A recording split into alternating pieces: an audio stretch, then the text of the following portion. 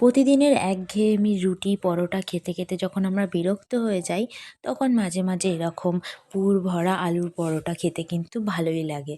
তো আজকের রেসিপিটা আমি বাবার কাছ থেকে জেনে করলাম। তো বাবা আমাকে ফার্স্টেই বললো একটা প্যান বসিয়ে দে, তাতে কিছুটা ভাজা মশলা করতে হবে। সেখানে আমি দিচ্ছি 1 চামচ সাজিরে, 1 চামচ গোটা ধনে, 1 চামচ জোয়ান, দুটো বড় বড় শুকনো লঙ্কা, আর দিচ্ছি গোলমরিচ, যেটা না হলে একদমই হবে না, একটু ঝাল ঝাল ভাব আনতে হবে। তো এই পরোটাটা না বাবা খুব ভালো বানায়। শুকনো খোলায় মশলাগুলোকে খুব সুন্দর করে একটু ভাজা করে নেব, তারপর একটা বাটিতে ঢেলে রেখে দিচ্ছি একটু ঠান্ডা হওয়ার জন্য। তারপর আমি দুটো বড় বড় মিডিয়াম সাইজের আলু নিয়েছি, যেটাকে 4 ফালি করে নিয়েছি। এবার প্রেসারে খুব ভালো করে 4-5টা সিটি মেরে নাও।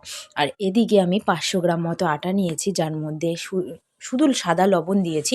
লবণ দিয়ে আটাটাকে খুব ভালোভাবে মেখে নেব, যেরকম আমরা নর্মালি রুটি করি সেরকমভাবে।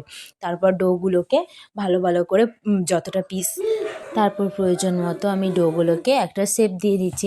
আর এদিকে যে ভাজা মশলাটা করে রেখেছিলাম এতক্ষণে ঠান্ডাও হয়ে গেছে, সেটাকে খুব ভালো করে গুঁড়ো করে নিয়েছি। আর এদিকে দেখো আলুটা আমাদের সিদ্ধ হয়ে গেছিলো। আলুটাকে আমি নামিয়ে ভালো করে স্ম্যাশ করে নিয়েছি। স্ম্যাশ করে এটা আমি একটু ঠান্ডা হতে রাখছি। এটাকে ভালো করে ঠান্ডা করতে হবে, কারণ যাতে এতে জল ঝাল ভাব না থাকে। তারপর আমি এতে দিয়ে দেবো বড় চামচের 1 চামচ ছাতু। ছাতু তো এখানে খুব ভালো বাইন্ডিংয়ের কাজ করবে আলুর সাথে। আর বেশ কিছুটা ধনেপাতা কুচিয়ে নিয়েছি, ধনেপাতা না থাকলে দেওয়ার কোনো প্রয়োজন নেই। তারপর ছাতুটাকে দিয়ে বাবা খুব ভালো করে আলুটাকে মেখে নিচ্ছে। তারপর একে একে আমি ভাজা মশলা, ধনেপাতা আর লবণ দিচ্ছি। ব্যাস এইটুখানি আলুর পুরের জন্য দরকার। এবার তোমাদের এখানে যদি কাঁচা লঙ্কা খেতে ভালো লাগে তাহলে কাঁচা লঙ্কা কুচি করে দিতে পারো। তারপর দেখো এইটা হলো মেন প্রসেস, যেখানে বাবা এই যে আর বাটিটা বানাচ্ছে। আমরা অনেক সময় পিঠে করি না, পিঠে করার সময় যেরকম কাই খুলে বাটি করি পুর ভরার জন্য, সেরকমই এখানে খুব ভালোভাবে বাটিটা বানিয়ে নিচ্ছে। এগুলো আমি ভালো করে শিখে নিচ্ছি। আটাটার বাটি মতো বানিয়ে নিয়ে তার মধ্যে এবার ভালো করে ঠেসে ঠেসে আলুর পুর ভরে নাও নিজের প্রয়োজন মতো। পুর ভরে এবার ডোটার মুখটাকে খুব ভালো করে সিল করতে হবে। বাবা এখানে খুব সহজ পদ্ধতিতে আমাকে শিখিয়ে দিয়েছে। এবার তোমরাও দেখে নাও। পিঠের মতো মুখটাকে ভালো করে চেপে দেবো, তারপর এক মাথা থেকে ধরে আর এক মাথা পর্যন্ত চেপে ধরে নিয়ে বুটুলি পাকিয়ে চেপে দিলেই হয়ে যাবে সিল। এবার হলো মেন কাজ, বেলতে গেলে এই অবস্থায় কিন্তু পরোটা ফেটে আলু বেরিয়ে আসবে। তো আমরা একটুখানি আটার গুঁড়ি লাগিয়ে নিয়ে হাতের মাধ্যমে এই ডোটাকে একটু রুটির শেপ দিতে হবে, একটু হালকা করে হাত দিয়ে টিপে টিপে। বাবা দেখি, এটা তোমরা ভিডিওটা দেখেই ভালোভাবে বুঝতে পারবে। তারপর এবার সুন্দর করে বেলে নাও। তো আমি ফার্স্টে বাবাকে বলছিলাম যে এটা আপনিই ফার্স্টে বেলুন, পরেরটা আমি বেলবো। তো দেখো বাবা খুব সুন্দরভাবে বেলে দেখাবে, হালকা হাতে, একটু ফাটবে না, পরোটার আলু বেরিয়েও আসবে না, খুব সুন্দর গোল হচ্ছে। বাবা আমাকে বলে দিচ্ছিল যে এইভাবে করবে, তাহলে খুব ভালো হবে। খুব সুন্দর করে একটা পরোটা বাবা বেলে নিয়েছে।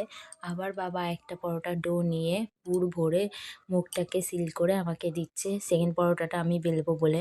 বাবার দেখা মতোই আমিও স্টার্ট করে দিলাম আরেকটা বানানো। তো বাবা খুব সুন্দর করে মুখটা সিল করে দিয়েছে। এবার আটার গুঁড়ি নিয়ে হাতের তালুতে রেখে আবার বড় করে একটুখানি চাপ দিয়ে দিচ্ছে, যাতে পুরটা ফেটে বেরিয়ে না আসে। পরোটার সময় এটা মাস্ট মনে রাখতে হবে, যাতে ডোটা চারিদিকে মশলাটা সমানভাবে ছড়ায়, হাত দিয়ে একটু হালকা করে চেপে নিতে হবে। না হলে কিন্তু প্রত্যেকটা পরোটা ফেটে যাবে আর ভাজার সময় উল্টাতেও পারবে না। এইগুলো আমার জানা ছিল না বলে আমি পারতাম না। এবার বাবার দেখে দেখে আমিও একটা সুন্দর করে বেলে নিলাম। দেখো আমারটাও পুরো গোল হয়েছে, একটুও ফাটেনি। খুব সুন্দরভাবে আমিও বেলে নিয়েছি। এবারে একটা তাওয়া বসিয়ে গরম করে খুব ভালোভাবে আগে রুটিটাকে সেঁকে নেব, তারপর অল্প তেল দিয়ে এপিট ওপিট করে ভেজে নেব। এখানে কোনো বেশি তেলের প্রয়োজন নেই, অল্প তেলে খুব সুন্দরভাবে এটা ভাজা হবে। আর ভাজতে ভাজতে দেখবে একটুখানি করে খুন্তি দিয়ে চাপ দিলে আস্তে আস্তে পরোটাগুলো খুব সুন্দরভাবে ফুলে উঠছে। এই ফুলকো ফুলকো আলুর পরোটা শীতকালে কিন্তু যে কোনো তরকারি বা শুধু শুধু চাটনি দিয়েও খেতে দারুণ লাগে। আজকে আমরা এটা বাড়িতে বানানো চাটনি দিয়ে খেয়েছি, সত্যি খুব সুন্দর হয়েছে। তোমরাও একবার বাড়িতে ট্রাই করো আর জানিও কেমন লাগছে তোমাদের এই আলুর পরোটাটা খেতে।